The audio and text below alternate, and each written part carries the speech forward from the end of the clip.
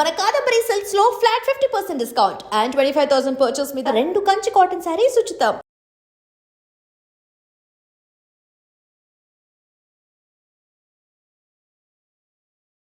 అందరికీ నమస్కారం. Welcome to this special series exclusively మీ ఐ డ్రీమ్లో విశ్వ నియమాలు. మనిషి శోధన ఎప్పుడు ఎటువైపు ఉంటుంది? తన అత్యున్నత స్థితికి తను చేరుకోవాలనే తపనలోనే గింజుకుంటూ అనేక పరిస్థితులను ఎదుర్కొంటూ సవాళ్ళని సాల్వ్ చేసుకుంటూ ముందుకు వెళ్తూ ఉంటాడు. అదే ఒకలా చూస్తే ఆధ్యాత్మిక పరిశోధన అంటే మన జీవితానికి అర్థం ఏంటి, రహస్యం ఏంటి తెలుసుకునే ప్రయత్నం. వీటన్నిటికీ నిజానికి గవర్నింగ్ రూల్స్ అంటాం కదా, అలాగా కులాలకి, మతాలకి, ప్రాంతాలకి అన్నిటికీ అతీతంగా విశ్వ నియమాలు కొన్ని ఉంటాయి.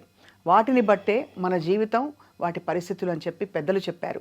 వాటిని అనుభవపూర్వకంగా తెలుసుకోవడమే కాకుండా చక్కగా దాన్ని అందరికీ అర్థమయ్యే రీతిలో అందిస్తున్నారు డాక్టర్ లక్కరాజు నిర్మల గారు.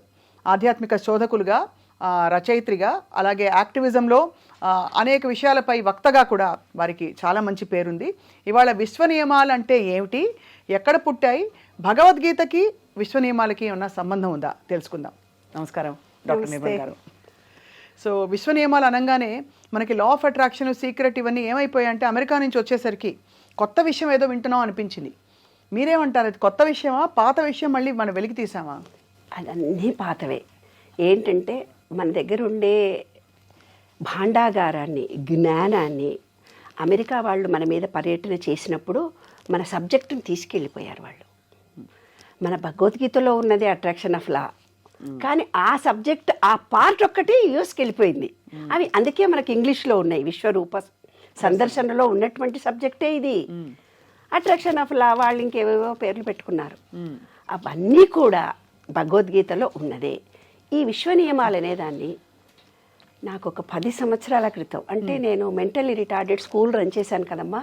ఆ సెరబుల్ పాలసీ పిల్లల్ని తీసుకురావడము, ఫ్యామిలీ కౌన్సిలింగ్లో మహిళలు తమ బాధలు చెప్పుకోవడము, ఇవన్నీ చూసిన తర్వాత మనిషి అనే వాటికి కొందరికే ఎందుకు సౌఖ్యాలు, కొందరికే ఎందుకు ఆనందాలు, కొందరే ఎందుకు భాగ్యవంతులు, కొందరే ఎందుకు అభాగ్యులు, ఈ విశ్వం నుంచి వస్తున్నటువంటి వర్షపు చినుకులు అన్నిట్లో సమానంగా పడుతున్నాయి. ఒకటి పాములో పడగానే, పాము కొరల్లో పడగానే విషం అవుతుంది, అదే నీటి చుక్క. అదే నీటి చుక్క ముత్యంలో పడగానే ముత్యపు చిప్పు అవుతుంది. ఈ డిఫరెన్స్ సృష్టించింది ఎవరు? జీవిత సార్థకత అంటే ఏమిటని నా చిన్నప్పుడు 18 సంవత్సరాలకు రాసుకున్న పద్యం నాన్న ఇది. ఇవన్నీ చూస్తున్నప్పుడు, శోధన చేస్తున్నప్పుడు నాలో ఒక అన్వేషణ ప్రారంభమైంది. అన్వేషణ అన్వేషణ అన్వేషణ అని. అందరూ పుట్టేది ఈ భూమిపైన, అందరూ గిట్టేది ఈ ధరణిపై, కొందరికే ఎందుకు సౌభాగ్యాలు, అందరూ అందుకోవాలి కదా. మనకు వివేకానందుడు కానీ మిగతా వాళ్ళందరూ, అందరిలో ఒకే శక్తి ఉంది అని ఎన్నో చదివాము, ఎన్నో విన్నాము. కాబట్టి నేను ఇప్పుడున్న విపాసన కోర్సులు, అన్ని కోర్సులు చేశాను, భగవద్గీతలు కూడా చదువుకున్నాను. చదువుకున్న తర్వాత కరోనాకి ముందు, కొంచెం కరోనాకి ముందు బాధ్యతలన్నీ అయిపోయిన తర్వాత మా పాప ఒక్కదానివే ఎలా ఉంటాం మమ్మీ, స్కూల్ తీసేశాను నేను. స్కూల్ కూడా మేము చాలా ఇబ్బందులు పడ్డాము. స్కూల్ కూడా మెంటల్లీ రిటార్డెడ్ స్కూల్ రన్ చేయడం అంటే ఒక ట్రెడిషనల్ ఫ్యామిలీలో చాలా కష్టం. ఉద్యోగం రిజైన్ చేశానని మా అమ్మ నాన్న నా మొహం చూడలేదు. మెంటల్లీ రిటార్డెడ్ స్కూల్ రన్ చేస్తున్నానంటే ఇంకా అసలు చుట్టాలకి మాకు రిలేషన్షిప్పే లేదు. అట్లా ఎన్నో ఒడిదుడుకులను ఎదుర్కొన్న తర్వాత ఒక్కదాన్నే ఉంటే మా అమ్మాయి అంది, నువ్వు వాకింగ్ వెళ్ళు మమ్మీ, నీలో సబ్జెక్ట్ ఉంది, నువ్వు అన్ని మీటింగ్స్కి వెళ్ళి నువ్వు మాట్లాడుతూ ఉండు అంది. సబ్జెక్టు చాలా ఉంది, కానీ మాట్లాడడానికి బయటికి వెళ్ళాలంటే నన్ను ఎవరైనా తోడు తీసుకెళ్ళాలి అనే స్థితిలో ఉండేదాన్ని. లేదమ్మా నువ్వు ఒంటరిగా వెళ్ళు, క్యాబ్ బుక్ చేసుకొని వెళ్ళు. అలా మా అమ్మాయిలు నాకు ఎంకరేజ్మెంట్ చేసి వాకింగ్ షూస్ కొనిచ్చి, నువ్వు వాకింగ్ వెళ్ళు, ఇంట్లో ఉంటే బాగుండదు, నీకు ఆ బొక్కలన్నీ అరిగిపోయినాయని డాక్టర్ చెప్తున్నాడు కదా, నువ్వు అనేబుల్ టు వాక్ కదా, నువ్వు కారులో గేర్లెస్ కారు కూడా కొనిచ్చారు నాకు. కారు డ్రైవింగ్ నేర్చుకోవడం 55 ఏళ్ళకు నేర్చుకున్నాను. నాకు తెలియదు. డ్రైవర్లు అనేవాళ్ళు, మేడంకి అయితే రామ్ సార్, ఆమె ఎక్కడెక్కడ పోదామంటుంది, ఇక్కడ పోదామంటుంది, ఆఫీస్ కంటే పోయి వస్తాం కానీ అని. అలా అన్నప్పుడు కారు డ్రైవింగ్ కూడా నేను 15 రోజుల్లో నేర్చుకున్నాను. నేర్చుకొని మళ్ళీ నేనే మహిళా దినోత్సవం జరుగుతుంది నాన్న, జయసుధన్ మీటింగ్కు పిలిచాను చీఫ్ గెస్ట్గా, ఎమ్మెల్యేగా ఉండే అప్పుడు. పిలిస్తే డ్రైవర్ అన్న, మా ఆయన అన్నాడు నాకు ఇంపార్టెంట్ మీటింగ్, నేను ఎన్ఐఎంకి వెళ్తున్నాను అన్నాడు. డ్రైవర్ అన్నాడు, సార్ మేడంకి అయితే కాదు, మహిళా దినోత్సవంలో పెద్ద స్పీచ్ ఇస్తూ నేను చెప్పాను, నేను ఇంత మహిళని ఇంత గొప్ప అంత గొప్ప అని మీకు స్పీచ్ ఇస్తున్నా, ఐఆమ్ వేస్ట్ క్యాండిడేట్. మా ఆయన పర్మిషన్, డ్రైవర్ పర్మిషన్ వస్తే నేను మీటింగ్కి వెళ్ళాలి. గవర్నర్ ఆఫీస్లో నాకు ఇవాళ స్పెషల్ మీటింగ్ ఉండింది, అక్కడ నేను స్పీచ్ ఇవ్వాలి కానీ పోలేదు. ఇప్పటి నుంచి నేను చెప్తున్నాను నేనే డ్రైవింగ్ నేర్చుకుంటాను అని అన్నాను. ఒక 15 డేస్లో నేర్చుకున్నాను నాన్న.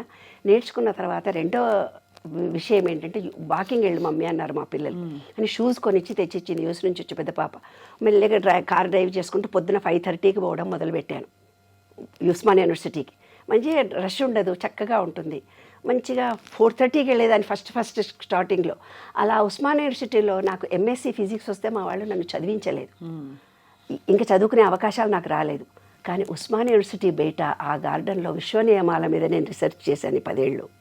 చిలకలతో మాట్లాడాను, పక్షులతో మాట్లాడాను, ఆకాశంతో మాట్లాడాను. ఏ రోజు నా మీద వర్షం పడొద్దంటే పడేది కాదు, పడదు.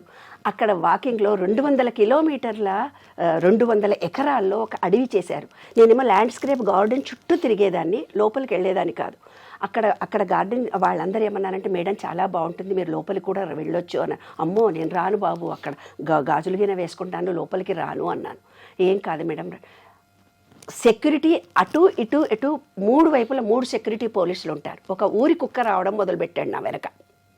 రోజు వచ్చేవాడు.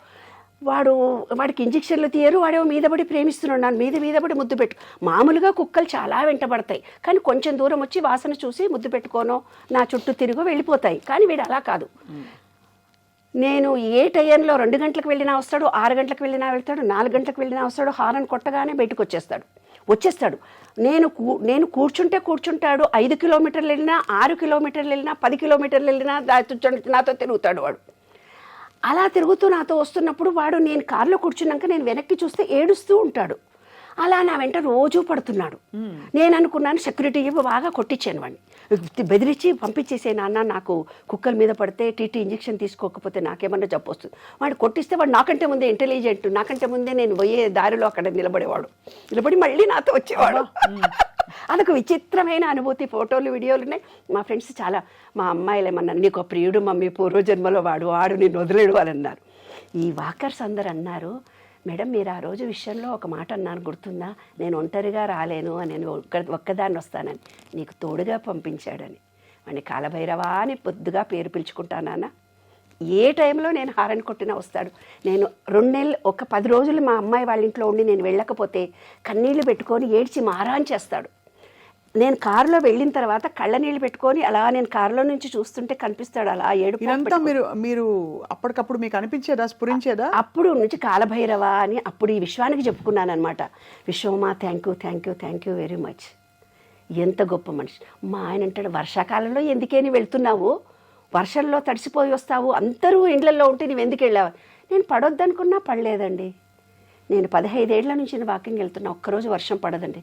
రీసెంట్గా ఒక 2 months క్రితం యూఎస్ నుంచి వచ్చినాక నా కాళ్ళు నొప్పులే, అనేబుల్ టు వాక్. అయితే నాకు ఎవరైనా తోడుంటే వెళ్తే బాగుండంటే మా ఆయన ఏమండి కొంచెం నాకు ఉందండి, వస్తానులే అని ఏదో నా మీద దయ తెలిసి ఆయన వచ్చి ఇద్దరం వాకింగ్ వెళ్తున్నాం. వర్షం పడుతుంది వర్షం పడితే తడిసిపోతే దబదబ నడువు అంటున్నాడు. అరే వర్షం పడదని నేను చెప్తుంటే మీరు పడుతుంది అంటారేంటి. మేము కారులో కూర్చున్నాక పడ్డది. అలా యూఎస్ వెళ్ళేటప్పుడు కూడా చాలా ఎండగా ఉంది. చిన్నజీయర్ స్వామిది ఒకటి ఆంజనేయ స్వామి కట్టారు కదా, అక్కడికి మా బావగారి పిల్లలు మమ్మల్ని తీసుకొని పోతే చాలా ఎండగా ఉంది. మా వారు మా ఇద్దరు కలిసి జోక్ చేసి మీరు విశ్వంతో మాట్లాడతారు కదా, మాట్లాడి ఎండ రాకుండా చూడండి అని. అనంత విశ్వమా కొంచెం మబ్బులు రావాలి, ఒక్క 10 నిమిషాలు మాకు ప్లీజ్ అని అన్నాను నాన్న. అనేసరికి 10 నిమిషాల్లో మబ్బులు వచ్చేసాయి. యూఎస్ వెళ్ళిన తర్వాత యూఎస్లో వాక్ చేస్తున్నాను. అలాంటి అనుభవాలు కోట్లు ఉన్నాయి నా దగ్గర ఇక్కడ చెప్పడానికి. అంటే ఏదంటే జరుగుతుంది నాన్న. సో ఇది ఈ కాలభైరవ సంఘటన నుంచి మొదలైందా మీకు? అంతఃపురం 10 ఏళ్ల నుంచి నాకు వర్షం పడదని నేను చెప్పాను కదా. చిలుకలతో మాట్లాడతాను, పక్షులతో మాట్లాడతాను, ఆకులతో మాట్లాడతాను, ప్రతి జీవితో నేను మమేకమైపోతాను. అది కూడా అంటే స్పందిస్తున్నట్టు మాట్లాడుతున్నట్టు మీకు స్ఫురణ కలిగి మాట్లాడుతుంది.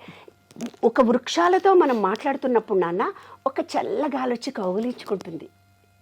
అసలు మన హృదయంలో ఆ లేత కిరణాలు, నిన్నెవరో కేసు వచ్చారో చూడమని అక్కడ కూర్చోగానే ఆ అమ్మాయితో నేను మాట్లాడుతుంటే మా ఇంటి చుట్టూ ఇట్లా తొట్లల్లో ఉన్న చెట్లన్నీ ఇలా కదిలిపోతున్నాయి. నా హృదయం పులకరించిపోయింది. అలా చెట్లు కౌగిలించుకుంటాయి, నన్ను ముద్దు పెట్టుకుంటాయి, మళ్ళీ నాతో మాట్లాడతాయి. అయితే యూఎస్ వెళ్ళిన తర్వాత నాకు గ్రీనరీ బాగా ఎక్కువ ఇష్టం కదా, ఐ లవ్ గ్రీనరీ. అయితే నాకు చేత కాకపోయి బెడ్ మీద ఉన్నా సరే కారులో వెళ్ళి కాసేపు కూర్చొని వచ్చేది అలవాటు అయిపోయింది నాకు. అలా 4:30, 5:30, 6:30, 7:30 కంపల్సరీ వెళ్ళాలి. మరీ చలికాలం మంచు పడుతున్న టైంలో నా బాడీ రెసిస్టెంట్ చేయదు కాబట్టి ఈవినింగ్ వెళ్తాను. ఈవినింగ్ కనీసం కూర్చొని అన్నీ వస్తాను. అప్పుడు యూఎస్ వెళ్ళేటప్పుడు ఏం జరిగింది, యూఎస్ వెళ్ళాను. యూఎస్ వెళ్ళిన తర్వాత కాలులో తిరుగుతుంటే మా అల్లుడు వచ్చి, ఆంటీ అది ఏంటనుకున్నారు, మెయిన్ రోడ్డు, ఇదేమి ఇండియా అనుకున్నారా, మెయిన్ రోడ్డు 110 స్పీడ్లో పోతుంటుంది, అది వాకింగ్ ప్లేస్ కాదు, కాలనీలోనే మీరు తిరగాలి అన్నాడు. అబ్బా ఇంత మంచి గ్రీనరీలో నేను తిరగాలి అనుకున్నానన్నాను. అంతే. ఆ రెండో రోజు నేను వాకింగ్ వెళ్తే ఒక బోర్డు పెట్టారు, ఇది రోడ్డు రిపేర్లు ఉంది, వాకింగ్ చేసుకోవచ్చు. అందరూ ట్రెమెండస్గా ఆశ్చర్యపోయారు. అదేంటమ్మా అంటే అవునండి అని. అలా యద్భావం తద్భవతి. అలా అయిన తర్వాత ఏమైంది, అలా వాకింగ్ వెళ్ళిపోయిన తర్వాత ఉస్మానియా యూనివర్సిటీలో అయితే 2 కిలోమీటర్లు నడిచి నేను కూర్చుంటానే, ఇక్కడ కూర్చోవడానికి నాకేం లేదు, రేపటి నుంచి రాను విశ్వమా అనుకొని వచ్చేసాను. నెక్స్ట్ డే సోఫాలు వేశారు, కుర్చీలు వేశారు నా గురించి. ఎంత ఆశ్చర్యం అసలు ఆ సోఫాలు, ఇరిగిపోయిన సోఫాలన్నీ పడేసి దాంట్లో ఒక కుర్చీ చాలా బాగుంది. నా పుస్తకంలో నేను ఆ కుర్చీని కూడా నేను విజన్లో చూపిస్తాను, ఆ కుర్చీని కూడా. అయితే ఆ కుర్చీలో నేను కూర్చొని రోజు వాకింగ్ చేసి వచ్చేసేదాన్ని అనమాట. ఇదిగో ఈ కుర్చీ. అబ్బా అద్భుతం. ఆ కుక్క వీడియోలు కూడా నా దాంట్లో చాలా ఉన్నాయి. మా ఫ్రెండ్స్ చాలామంది నాతో వచ్చేసి టెస్ట్ చేసేవాళ్ళు అనమాట. ఇట్లా కుర్చీ ఉంది చూసారా? చూశాను. అట్లా ఆ కుర్చీ. అయితే రిటర్న్ జర్నీ వచ్చేటప్పుడు మళ్ళీ ఇంకా రేపు వెళ్ళిపోతున్నాను, ఇవాళే లాస్ట్ అంటున్నా, ఒక చెత్తబుట్టవాడు వచ్చి ట్రాక్ చేసుకొని ఆ కుర్చీ నా కళ్ళ ముందే తీసుకొని వెళ్ళిపోయాడు.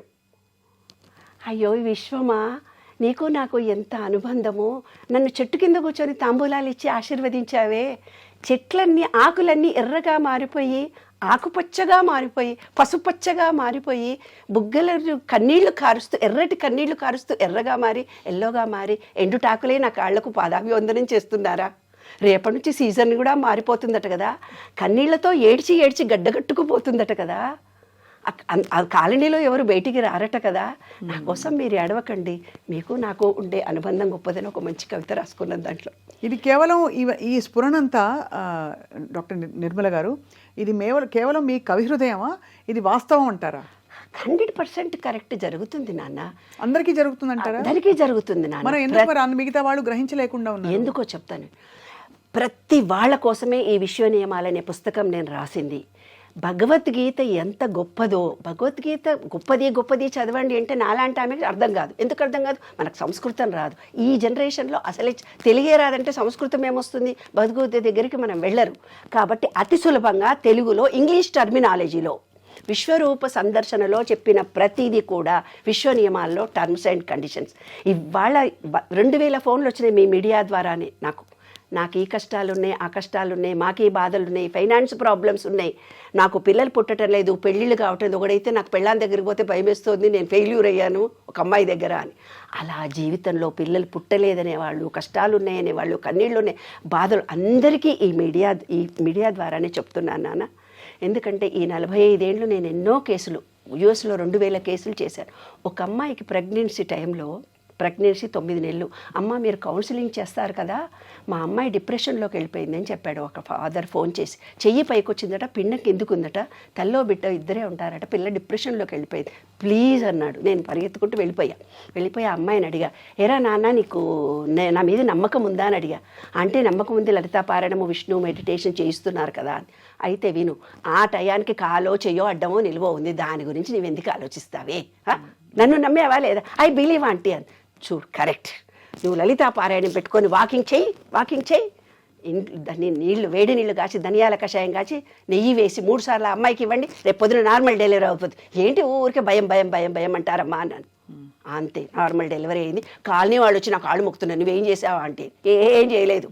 ఆ అమ్మాయి తనకు తానే నమ్మకం, బిలీవ్ ఏర్పరచుకుంది, ఆ పిండం తిరిగింది, నార్మల్ డెలివరీ అయింది. కాబట్టి మనం పాజిటివ్ ఎనర్జీని ఒకళ్ళకి ఇవ్వచ్చు. కష్టాలు ఉండేటప్పుడు నిన్నొక కేసు నాన్న, యూఎస్ నుంచి చారిటీ అకౌంటెంట్ అంట, ఆమెకు పెద్దమ్మాయి అంట, ఈమె బోలు డబ్బులు ఉన్నాయంట, కడప దగ్గర ఏదో ఊరు, పెద్దమ్మాయి అత్తగారు వాళ్ళు నానా హింస పెడతారంట, ఆమె ఫస్ట్ ఫోన్ చేసి ఎక్కెక్కి ఏడుస్తూ ఉంది. మళ్ళీ నిన్న ఫోన్ చేసాడు. అసలు ఎందుకు ఏడుస్తున్నారండి మీరు? నాకు అర్థం కాదు. నా కష్టాలన్నీ మీరు విని తీర్చాలి, నా కష్టాలు నీ కష్టాలు నువ్వే తీర్చుకోవాలి, నేను తీర్చేది ఏమీ లేదు, నువ్వు ముందు ధైర్యంగా మాట్లాడు అని అన్న. ఎనర్జీతో మాట్లాడు, అప్పుడే నేను మాట్లాడతాను అన్నాను. అంటే ఆ అమ్మాయి ఒక ఆవిడ కాస్త కాన్ఫిడెన్స్తో ఒక నిజం చెప్తున్నా నాన్న, మీడియా తరఫున చెప్తున్నా, 1000 ఫోన్లు వస్తే నేను చెయ్యలేక మా అమ్మాయి మా ఆయన ఒక మాట అన్నారు, 500 రూపాయలు ఫోన్ చేస్తే మాట్లాడు, నీ పర్సనల్గా వస్తానంటే 1000 రూపాయలు అని చెప్పి ఎవరు రారు మమ్మీ నీ దగ్గరికి అని అన్నారు. అదే నేను ప్లే చేస్తున్నాను. నిజానికి నేను ప్రతి సబ్జెక్టు సమాజానికి ఇవ్వడానికే నేను ఉన్నాను. ఈ 45 ఏళ్ళు ఫ్రీ సర్వీసే నేను చేశాను, ఫ్రీగానే కౌన్సిలింగ్ చేశాను, ఎవరి దగ్గర ₹1 తీసుకోలేదు. ఈ విశ్వం నాకేం కావాలో నా టయానికి ఇస్తూనే ఉంది. కాబట్టి ఎవ్వరూ నాకు ఫోన్ చేయకండి. మీకేమన్నా ఉంటే మీరు ఇప్పుడు మాట్లాడిన దాంట్లో క్రింద మీకు టెస్ట్లో వస్తే మీరు నెక్స్ట్ షూటింగ్లో మీరు మాట్లాడండి, వాళ్ళకి మనం సమాధానాలు ఇద్దాం. ఆవిడ ఫోన్ చేసి చిన్న పాపకు డైవర్స్ అయింది, మేము వైశ్యాసిమి, పెద్ద పాపకి 9 ఏళ్ళు 7 ఏళ్ళ బాబున్నాడు, బాగా సతాయిస్తారు, వంట చేయాలి, పని చేయాలి, చాలా బాధకు ఆ అమ్మాయి. అంటే నేను అన్నాను, ఒక్క విషయం నీకు అర్థమైందా తల్లి, చిన్న బిడ్డకు డైవర్స్ అయ్యి యూఎస్లో ఉంది అంటున్నావు, పెద్ద బిడ్డకు డైవర్స్ అవుతుందేమో, ఆ పిల్లకు చిన్న బిడ్డ అంటే చాలా ఇష్టం, చెల్లెలకి ఇలా జరిగిందని ఆ అమ్మాయి న్యూనతాభావంతో బాధపడుతూ ఉంది. ఆమెకుండే సమస్య ఇవన్నీ. కానీ తల్లిగా నీవు కాన్ఫిడెన్స్ ఇవ్వాల్సిన టైంలో ఉద్యోగాలు ఇడిచిపెట్టి రావే ఆ పిచ్చి పొగడుతోటి ఎందుకే, మైండ్ చేంజ్ చేసుకోనమ్మా నా అమ్మాయిని, మైండ్ చేంజ్ చేసుకుంటే లైఫ్. అదే విశ్వ నియమాలు. మైండ్ చేంజ్ చేసుకోవాలన్నది Yes, అంటే start మన feeling ఆలోచనని change. బట్టి నెగటివిటీ నుంచి పాజిటివిటీ వైపు వెళ్ళాలని Exactly. మీ యొక్క ప్రతిపాదన. Yes. అంటే అది మీకు నిరూపితమైంది, అనేక సందర్భాల్లో మీరు ఇతరులకు సహాయపడినప్పుడు కూడా నిరూపితమైంది. చాలా చాలా గొప్పగా ఉంది, సైంటిఫిక్గా ఉంది ఇది నిర్మల గారు. ఏదనుకుంటే జరుగుతుంది. ఒక 10 అంటే రూపాయలు ఎలా అనుకోవాలి ఫస్ట్ అసలు? చెప్తా. దానికి 12 సూత్రాలు ఉంటాయి నాన్న. 12 సూత్రాల్లో మొట్టమొదటిది ఈ విశ్వం అనేది అంటే ఏమిటి అనుకుంటే అన్ని ఇంగ్లీష్ టర్మినాలజీ ఉంది. నేను కూడా ఖచ్చితంగా ఆ వాటిని కరెక్ట్గా పలకలేకపోవచ్చు, కానీ నేను ఒక్కొక్కటి చెప్తూ వస్తాను. పూర్తి కేవలం ఒక్కొక్క నియమం తాలూకు ఇంట్రొడక్షన్ ఒక లైన్ లో చెప్దాం.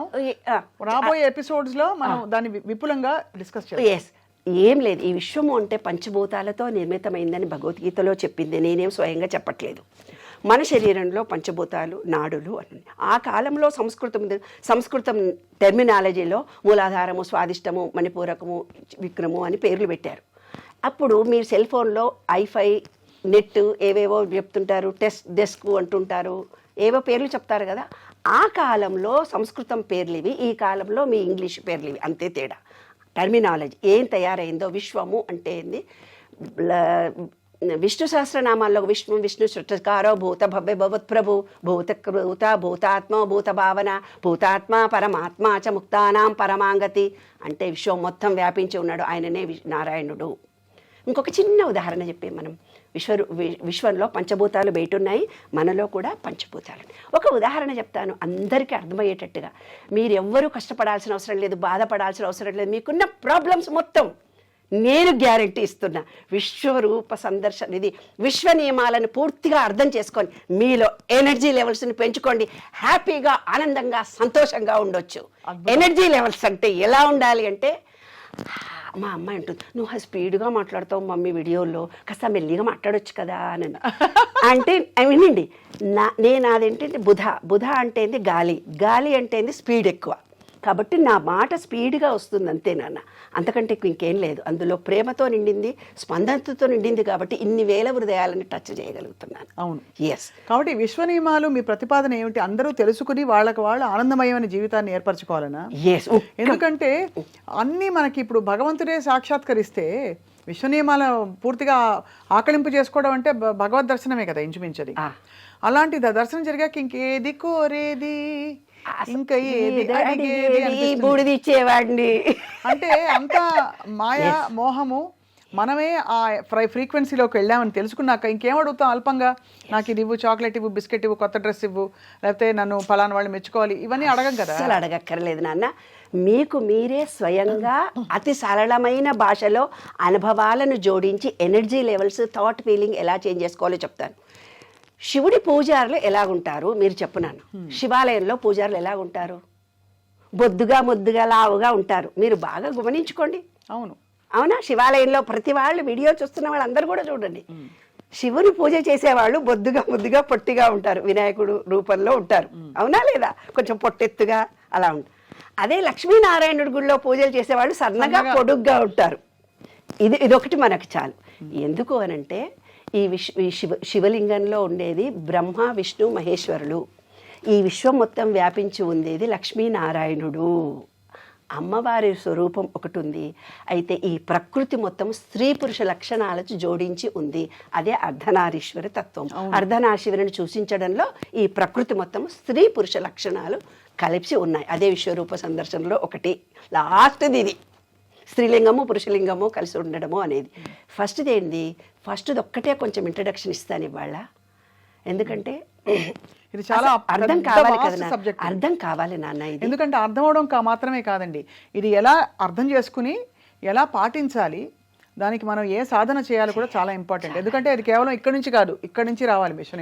ఎవరికి వాళ్ళు నేను తెలుసుకోవాలని ఇచ్చ కలగాలి. నేను చెప్పే మాటల్లో 10% వాళ్ళ బుర్రకెక్కించుకుంటారు. ఈ చెవుతో వింటారు, ఈ చెవుతో విడిచిపోతారు.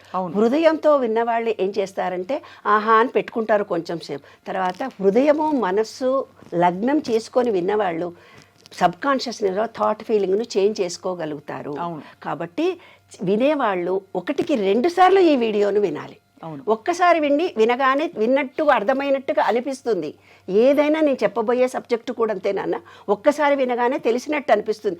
కానీ మళ్ళీ వాళ్ళ హృదయానికి పూర్తిగా చెయ్యాలి. నా జీవితంలో సంతోషంగా ఉండాలి, నా జీవితంలో ఉద్యోగం కావాలి, నా జీవితంలో మంచి భర్త రావాలి, నాకు మంచి పిల్లలు కావాలి, నాకున్న ఫైనాన్షియల్ డీలింగ్స్ అన్నీ పోవాలి, నా జన్మ సార్థకత నేను సంపాదించుకోవాలి, ఈ విశ్వంలో ఉన్నటువంటి దాంట్లో నేను ఒక ప్రత్యేకమైన వ్యక్తిగా నేను ఉండాలి అనుకునే ప్రతి ఒక్కళ్లకు పనికొచ్చే చాలా చాలా గొప్ప విషయాలు చెప్తాను. అందులో వన్నెస్ అంటే ఏమిటి?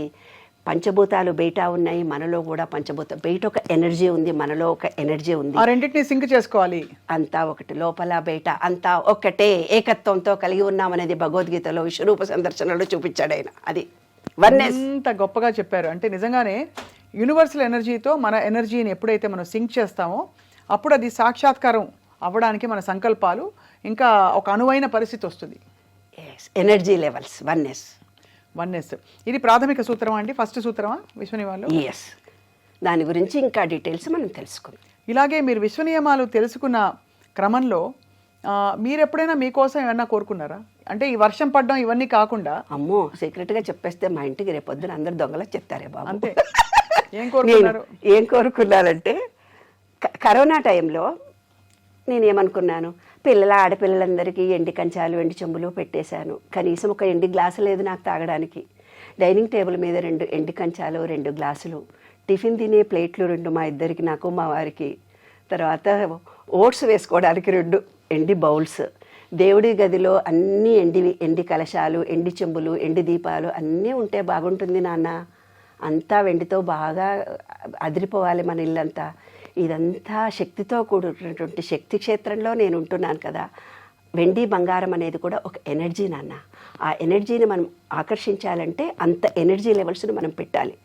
అలా ఎనర్జీ లెవెల్స్ పెట్టి నేను అనుకున్నాను వితిన్ 1 వీక్లో మాకు ఇంటి నిండా ఎండి సామానే. ఇప్పుడు వాటిని దాచుకుంటుంది కష్టంగా ఉంది. ఇప్పుడు మళ్ళీ లాకర్లో పట్టడం లేదు. నేను ఎక్కడికన్నా వెళితే ఎవరికన్నా ఇవ్వాలి. అట్లా నేను ఒకళ్ళకి ఒక సహాయం చేసి వస్తూ ఉంటాను. అన్నీ ఉచితంగానే చేస్తుంటాను. నేను ఎక్కడికన్నా పోతే కూడా నాన్న, మొన్న ఎక్కడికి వెళ్ళినా చెయ్యి పట్టుకో, అమ్మవారి గుడికి వెళ్ళాను, విజయవాడ వెళ్ళింది ఒక ఉదాహరణ చెప్తాను. వెళ్ళాను, దిగాను, టికెట్ తీసుకొని వెళ్తున్నాము. అబ్బా నేను నడవలేను, కుంటూ పోతుంటే నీలాంటి ఒక అమ్మాయి నా చెయ్యి పట్టుకొని సెక్యూరిటీ గారు దేవుడి దగ్గర దర్శనం చేయించి ప్రసాదాలు ఇప్పించి కుంకుమ ఇప్పించి మళ్ళీ తీసుకొచ్చి నన్ను కుర్చీలో కూర్చుని పెట్టింది. నేను ఎప్పుడు దేవుడి దగ్గరికి వచ్చి నీ దేవుడి దర్శనానికి వస్తాను నేను అడగను. నీకు ఇష్టమైతే నన్ను పిలుస్తావు, ఏ గుడికి రమ్మంటే ఆ గుడికి. అలా నేను మనసులో అనుకోగానే ఆ గుడి దేవుడికి ఎవరో పోతుంటారు వస్తుంటారు, మా మహిళా మండలి వాళ్ళు రావడము, ఎవరో ప్లాన్ వేస్తారు, నన్ను తీసుకొని పోతారు నాన్న.